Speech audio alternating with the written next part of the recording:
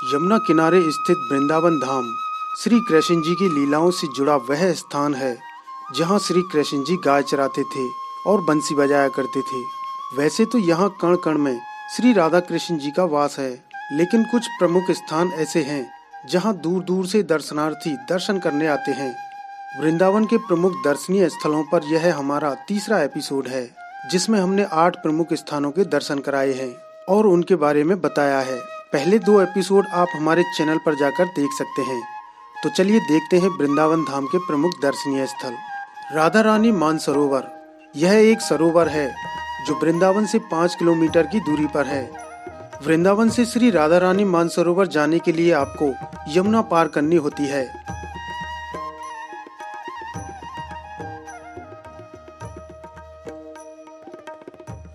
यहाँ से आप माठ तहसील जाने वाले रास्ते पर पहुँचते हैं, जहाँ से आप राधा रानी मानसरोवर पहुँचते हैं।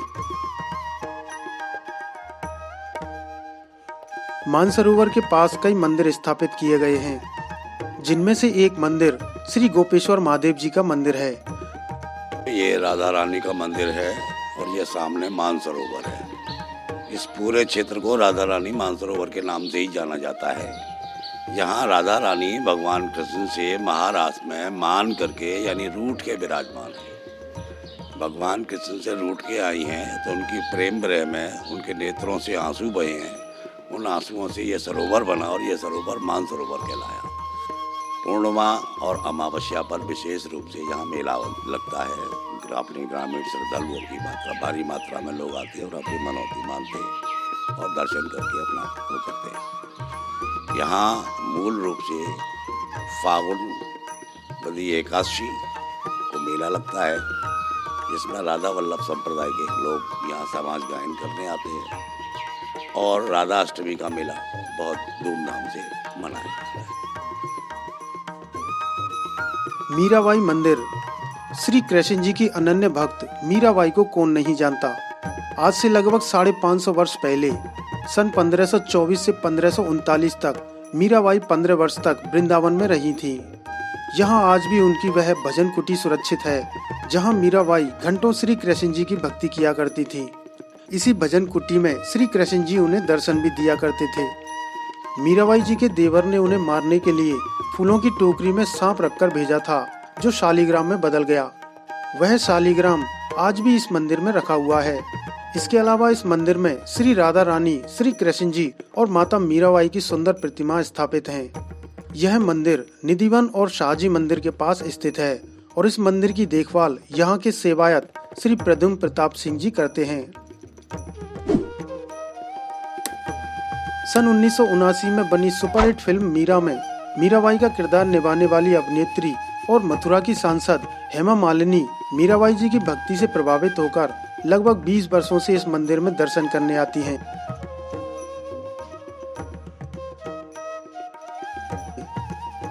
श्री राधा दामोदर मंदिर, यह मंदिर वृंदावन के प्रमुख मंदिरों में से एक है, जो वृंदावन में सेवा कुंज के पास स्थित है। इस मंदिर में गोवर्धन पर्वत की एक शिला रखी हुई है, जिस पर श्री कृष्ण जी के पैरों के निशान, बंसी का निशान और गाय के पैर का निशान बना हुआ है। इस कारण इस मंदिर के विषय में कहा जाता है कि इस मंदिर की 4 परिक्रमा कर लेने से गोवर्धन पर्वत की एक संपूर्ण परिक्रमा का फल मिलता है। यह मंदिर दर्शन करने का मंदिर का नाम है राधा दामोदर जी का मंदिर। ये सप्त देवालयों में से एक है, प्रमुख है। यहाँ पर विशेष दर्शन है 4 गोस्वामी के 4 ठाकुर हैं। पहले राधा वृंदावन चंद्र जी हैं, ये कृष्णदास कविराज गोस्वामी जी के हैं, जिन्होंने चैतन्य चरितामृत लगा है। बीच में राधा दामोदर जी हैं, ये जीव गोस्वामी जी के हैं। जब मीराबाई जी वृंदावन में आई थी तो सबसे पहले किन से मिली थी? जीव गोस्वामी से। उन्हीं के ठाकुर हैं राधा दामोदर। इनके बाद है राधा माधव, ये कवि जयदेव गोस्वामी जी के हैं, जिन्होंने गीत गोविंद लिखा है। लास्ट में है राधा छल जीकर, ये भूगर गोस्वामी जी के हैं, जो सबसे पहले वृंदावन में आए थे। एवं यहाँ विशेष दर्शन है गिरिराज गोवर्धन जी की शिला। इसमें भगवान जी का दाहिना चरण है, गाय का खुर है, लकुटी है, बंसी है। यह 4 चिन्ह भगवान जी ने सनातन गोस्वामी जी को दिया है। उनका डेली नियम था वृंदावन से पैदल चलकर गिरि गोवर्धन परिक्रमा करना। डेली 7 कोस जाना, 7 कोस आना, 7 कोस की परिक्रमा करना। तब वृंदावन में आके जल ग्रहण करते थे। तो भगवान जी ने कृपा करके अपने हाथों से शिला दी और बोले इसको ले जाकर राधा दामोदर मंदिर में रखकर मंदिर की 4 बार परिक्रमा देने से गिरि गोवर्धन परिक्रमा फल प्राप्त होगा। बोलो गिरिराज महाराज की जय। श्री राधा दामोदर लाल की जय। जय जय श्री राधेश। मंदिर के एक तरफ 7 गोस्वामियों की प्रतिमाएं स्थापित हैं। श्री जीव गोस्वामी और रूप गोस्वामी जी ने इसी स्थान पर शरीर को छोड़ा था। यहाँ आप उनकी समाधि और उनकी भजन कुटी के दर्शन कर सकते हैं। इस्कॉन के संस्थापक श्रील प्रभुपाद जी की भजन स्थली भी इसी मंदिर में स्थित है। यहाँ उन्होंने श्रीमद् भगवत गीता का अंग्रेजी में अनुवाद किया था और पूरे संसार भर में श्री कृष्ण भक्ति का प्रचार प्रसार किया। कांच का मंदिर। यह मंदिर मथुरा वृंदावन मार्ग पर स्थित है। इस मंदिर का निर्माण बुंदेलखंड रियासत बिजावर के राजा जसवंत सिंह ने करवाया था। यह मंदिर कांच के छोटे छोटे टुकड़ों को तराशकर इनको दीवारों और छतों पर बड़े ही बेहतरीन ढंग से चिपकाकर बनाया गया है। बिजावर महाराज ने बेल्जियम से कांच मंगवाकर इस मंदिर का निर्माण करवाया था। छोटे छोटे कांचों में झांकने पर आप खुद को उसमें प्रतिबिंबित पाते हैं। गर्भगृह के चारों ओर और छत पर छोटे छोटे कांचों की ऐसी जड़ाई की गई है कि उन सब में श्यामा श्याम जी के असंख्य विग्रह नजर आते हैं। इसके अलावा इस मंदिर के चारों ओर एक गुफा बनाई गई है जिसमें विभिन्न झांकियां सजाई गई हैं। गर्मियों में यह मंदिर 5:15 से 12:30 तक और शाम को 3:30 बजे से रात्रि 9 बजे तक खुलता है। वहीं सर्दियों में यह मंदिर सुबह 6 बजे से दोपहर 1 बजे तक और शाम को 3 बजे से रात्रि 9 बजे तक दर्शनों के लिए खुलता है। श्री गरुड़ गोविंद मंदिर। इस मंदिर में भगवान विष्णु जी अपने वाहन गरुड़ जी पर विराजमान हैं। मंदिर में उपस्थित प्रतिमा के बारे में बताया जाता है कि इस प्रतिमा का निर्माण श्री कृष्ण जी के प्रपौत्र वज्रनाभ द्वारा करवाया गया था। कालांतर में यह प्रतिमा जमीन के नीचे चली गई। इस स्थान पर एक संत बाबा आत्मानंद जी भजन किया करते थे, जिन्हें स्वप्न में प्रतिमा के होने का आभास हुआ और काफी गहराई तक खुदाई करने के बाद प्रतिमा प्राप्त हुई। इसके पश्चात इस मंदिर का निर्माण हुआ। आज गरुड़ गोविंद देव जी के इस मंदिर में उसी प्रतिमा के दर्शन होते हैं। मंदिर कमेटी द्वारा यहाँ गरीब कन्याओं का विवाह भी कराया जाता है। इसके अलावा संपूर्ण ब्रज क्षेत्र से नवविवाहित जोड़े श्री गरुड़ गोविंद देव जी का आशीर्वाद लेने आते हैं। बिड़ला मंदिर। बिड़ला मंदिर मथुरा वृंदावन के प्रमुख मंदिरों में से एक है। मथुरा वृंदावन मार्ग पर स्थित इस मंदिर को गीता मंदिर के नाम से भी जाना जाता है। बिड़ला जी का यह मंदिर मथुरा से 5 किलोमीटर की दूरी पर वृंदावन मार्ग पर स्थित है। मंदिर के अंदर का प्रांगण काफी बड़ा है, जिसमें मध्य में सुदर्शनधारी श्री कृष्ण जी विराजमान हैं।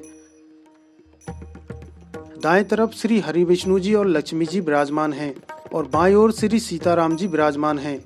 सफेद संगमरमर से बनी ये प्रतिमाएं बेहद खूबसूरत हैं और हर समय जगमगाती रहती हैं। मंदिर के सामने श्री हरि विष्णु के वाहन श्री गरुड़ देव जी श्री हरि के सामने हाथ जोड़कर विराजमान हैं।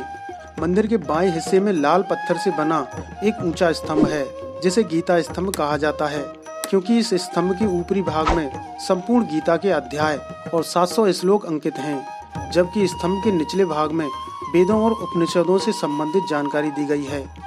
स्तंभ के निचले हिस्से में महाभारत से संबंधित चित्रण किया गया है। इस स्तंभ के पास एक रथ बना हुआ है, जिस पर भगवत गीता और शंख की आकृति बनी हुई है। मंदिर के बाएं भाग में दक्षिण मुखी हनुमान जी का मंदिर है। हनुमान जी की प्रतिमा का मुख दक्षिण की दिशा में है, इसलिए इन्हें दक्षिण मुखी हनुमान जी कहा जाता है। मंदिर का परिसर काफी बड़ा है और चारों ओर हरियाली से आच्छादित है।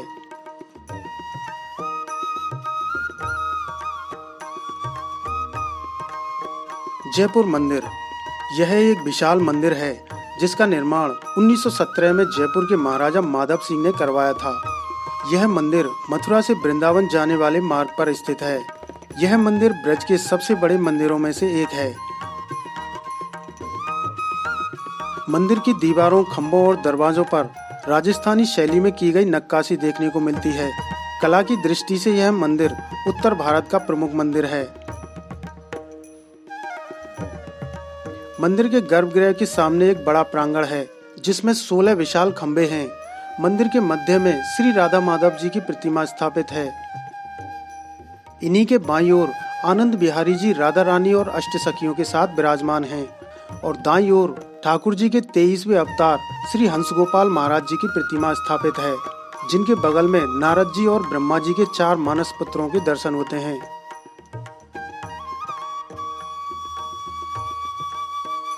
मंदिर के चारों तरफ कमरे बने हुए हैं, जिनमें ठाकुर जी के भक्तों और विद्वानों के ठहरने की व्यवस्था की जाती थी।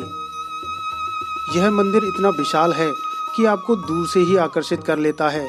वर्तमान में इस मंदिर का संचालन राजस्थान सरकार के द्वारा किया जाता है। यह मंदिर भी वृंदावन के अन्य मंदिरों की भांति सुबह 5 बजे से दोपहर 12 बजे तक और शाम को 4 बजे से रात्रि 8 बजे तक दर्शनों के लिए खोला जाता है।